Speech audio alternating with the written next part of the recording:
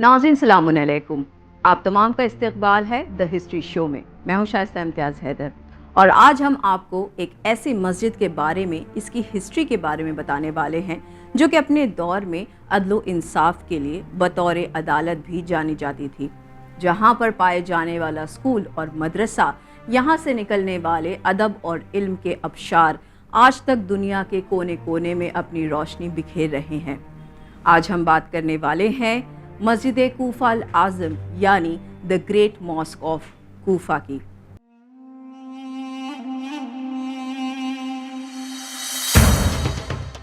ये मस्जिद 7वीं सदी में तामीर की गई, जिसे हज़रत अली इब्न अबी तालिब अलैहिस्सलाम का घर भी माना जाता था। साथ ही इसके अंदर मुस्लिम इब्न अकील अलैहिस्सलाम, हानी इब्न अरवा और इनकलाबी शख्सियत जनाब मुख्तार अलैहिस्सलाम का रोज़ा भी इसी मस्जिद में पाया जाता है। इस मस्जिद को तारीख में कई मरतबा रीबिल्ड और रिस्टोर किया गया है। मस्जिद कूफा की फाउंडेशन, इसकी बुनियाद 638 ईस्वी में रखी गई थी। इसकी असली शक्ल, इसका असली नक्शा चौकोर नुमा हुआ करता था, जिसके कई दाखिले दरवाजे थे, जिसे गवर्नर के महल के नज़दीक बनाया गया था, जिसे दारुल अमारा के नाम से जाना जाता है। इमारत का रकबा तकरीबन 11,000 मुरब्बा मीटर है। तारीखी मस्जिद एक चौकोर नुमा तरतीब दी गई है। इसकी बैरूनी दीवारों के साथ नीम गोल गढ़ हैं। इसके कोनों पर 3/4 गोल मीनार हैं और 20वीं सदी में इस मकाम की तहकीकात के मुताबिक तारीखी तौर पर एक मीनार था। मौजूदा दौर की मस्जिद के 4 मीनार हैं।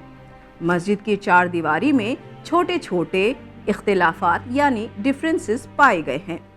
जुनूबी दीवार, जिसका रुख क़िबले की तरफ था, इसकी लंबाई तकरीबन 110 मीटर थी।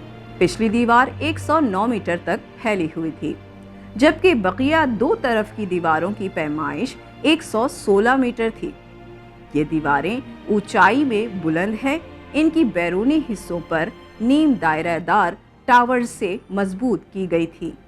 मस्जिद के 5 दरवाजे हैं। दहलीज का दरवाज़ा यानी बाबे अल सदाह, दरवाज़ा कंदाह यानी बाबे अल कंदाह, गेट अल अनमात यानी बाबुल अनमात, हानी इब्ने अरवा का दरवाज़ा और सांप का दरवाज़ा, जिसे बाबुल अस्सुबान भी कहा जाता है। इस हिस्टोरिकल मस्जिद में होने वाले मामलात तारीख़ के लिए निहायत अहम मामलात थे, जो कि तारीख़ को लिख भी रहे थे और नया मोड़ भी दे रहे थे।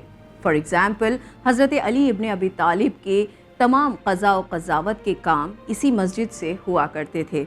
इस मस्जिद में हज़रत इमाम अली अलैहिस्सलाम के खुतबे, उनकी क़ज़ावती मामलात जैसे कई वाक़यात इसी मस्जिद में रोनुमा हुए हैं। मसलन दक्कतुल क़ज़ा और बैतुल तश्त, ये 2 मकाम एक दूसरे के करीब हैं। दक्कतुल क़ज़ा इस बिना पर कहा जाता है कि हज़रत अली इब्न अबी तालिब अलैहिस्सलाम इस मकाम पर बैठकर क़ज़ावत यानी फ़ैसला फरमाते थे, और बैतुल तश्त इस बिना पर कहा जाता है कि यहीं हज़रत ने मौजज़ाती फ़ैसला फरमाया था। बैतुल तश्त के बारे में एक नहायत ही इंटरेस्टिंग स्टोरी मिलती है, जहाँ पर हज़रत अली इब्न अबी तालिब अलैहिस्सलाम के दरबार में उस वक्त एक कंवारी लड़की को ले आया गया था, जिस पर इसके भाइयों को शुबहा था कि ये हमल से है, क्योंकि बज़ाहिर इसका हमल अयां हो रहा था। लेकिन उसी वक्त हज़रत अली इब्न अबी तालिब अलैहिस्सलाम ने इस लड़की से कहा कि वो इस तश्त में बैठे। तश्त पर बैठने के बाद पता चला कि इस लड़की के पेट से जोंक निकली है, जहां बताया जाता है कि ये लड़की एक वक्त जब नहाने के लिए गई थी, तब इसके अंदर कहीं से जोंक पहुंच चुकी थी, जो कि उसका खून पी पी कर इस तरीके से फूल चुकी थी कि बज़ाहिर लोगों को लग रहा था कि ये लड़की शायद हमल से है। ये वाक़या बताता है कि किसी को भी ज़ाहिरन देखकर आप शक या शुबहा नहीं कर सकते जब तक कि आप इसकी तह तक नहीं जाएं। और इमाम अली अलैहिस्सलाम के अदल से इस लड़की की जान बचा ली गई। इस मस्जिद में वो जगह, वो महराब भी है, जहां सन 661 में 19 रमज़ान की सुबह फज्र के वक्त महराब मस्जिद में इब्ने मुलजिम ने मुसलमानों के चौथे खलीफा इमाम अली अलैहिस्सलाम को अपनी जहर आलूद तलवार से इन्हें सजदे की हालत में एक कारी ज़रब लगाई थी। इसी तरह इसी मस्जिद से कई सारे मकामात हैं, सुतून हैं यानी पिलर्स हैं, جہاں کئی انبیاء نے، کئی ائمہ نے خاص نمازیں ادا کی ہیں اور یہاں آنے والوں کو نماز کی تاکید بھی کی جاتی ہے۔ خود حدیثوں میں ملتا ہے کہ مسجد کوفہ اہل تشیع کے نزدیک 4 مقدس مساجد میں سے ایک ہے۔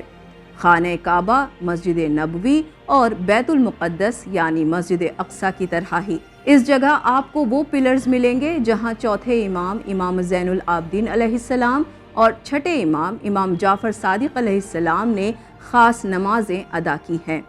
احادیث کے مطابق مسجد کوفہ اس مقام پر ہے جہاں حضرت نوح کی کشتی بنائی گئی تھی اور جہاں سے سیلاب کے عذاب کے لیے بھی پانی کا آغاز ہوا تھا۔ امام جعفر صادق علیہ السلام کے بقول مسجد کوفہ سے 12 میل کی سرزمین نہایت مقدس مانی جاتی ہے۔ 670 میں شہر کے گورنر زیاد ابن ابیہی نے مسجد کو اینٹوں سے دوبارہ تعمیر کرنے کا انتظام کیا اور اسے بہت زیادہ یادگار شکل میں بڑھایا گیا۔ دوسرے علاقوں سے کاریگر لائے گئے اور اہواز سے مسجد کے کالموں کے لیے سامان منگوایا گیا۔ گورنر کا محل یا دارالامارہ جو مسجد کے جنوب میں واقع ہے، اسے بھی دوبارہ تعمیر کیا گیا۔ تعمیراتی کھدائی سے معلوم ہوا کہ مسجد بہت پرانی بنیادوں کے اوپر بنائی گئی تھی۔ یہ کوفہ کی عظیم مسجد میں ہی تھا کہ پہلے عباسی خلیفہ کا باقاعدہ اعلان 749 میں کیا گیا تھا۔ 14ویں صدی تک جب ابن بطوطہ نے اس جگہ کا دورہ کیا، پرانے گورنر کے محل کی صرف بنیادیں باقی تھیں۔ مسجد نے اپنی پوری تاریخ میں مختلف دیگر بحالیوں سے گزارا ہے۔ آج مقبروں کے اوپر کھڑا سنہری گنبد نیز ارد گرد کے ٹائل ورک کی سجاوٹ 17ویں اور 18ویں صدی میں صفوی دور کے دوران شامل کی گئی تھی۔ سن 1998 میں داؤدی بوہرا کمیونٹی کے سربراہ محمد برہان الدین نے مسجد کی تعمیر نو کی اور تزئین اور آرائش شروع کی۔ تزئین و آرائش میں سونے اور چاندی سے آرائش محراب کو سونے کی زری سے بنایا گیا اور پورے اندرونی حصے کو قرآن کی آیتوں سے آراستہ کیا گیا۔ اس کے علاوہ مسجد میں پائے جانے والا صحن مکرانہ کی ٹائلز انڈیا کے گاؤں سے منگائی گئی تھی جو کہ سفید سنگ مرمر سے ڈھکا ہوا ہے۔ آج مسجد کی بیرونی دیوار جس میں نیم سرکولر بیٹریز ہیں شاید اب بھی عمارت کی تاریخ کی ابتدائی دور سے لگی ہوئی ہے۔ عمارت کے فرش کی سطح کو بھی اس کے پہلے کی سطح سے بڑھا دیا گیا ہے۔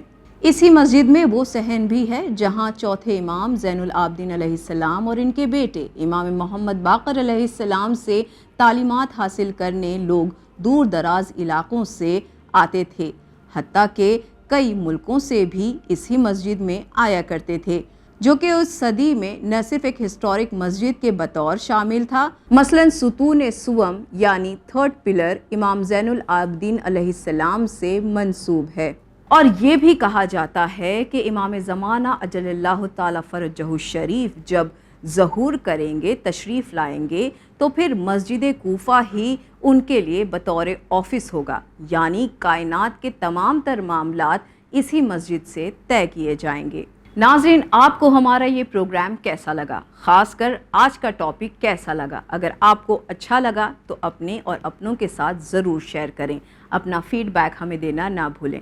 اسی کے ساتھ ہمیں دیجیے اجازت، پر بنے رہیے چینل ون کے ساتھ۔ پیغام انسانیت، شکریہ، خدا حافظ۔